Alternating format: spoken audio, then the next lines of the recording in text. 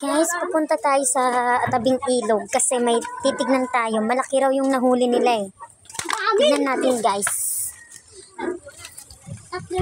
Agay! Oops! Medyo mahirap yung daan dito pero kaya naman. Ito nga pala yung mga taga-Kasoy. Yan.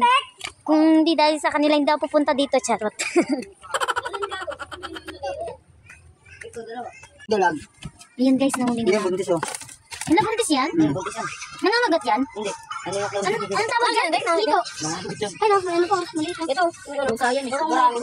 Kaya nga namin nila. Kasi yung dalag. Wala ngayon eh. Tilapia. Tilapia na wala. Yung dalag yung kaha. Ano po yan? Yung ngayon, dalag. Ayan. Ayan. Dito siya guys. Yung nahuli nyo ngayon. Yan, nandito ako sa tawid. Uy, si Buntayan! Ala, may bata dun! Babalik na po kami!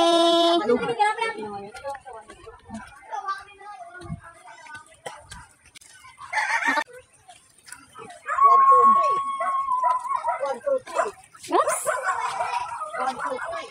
Oops! Yan guys. Nandito kasi kami sa tabing ilog.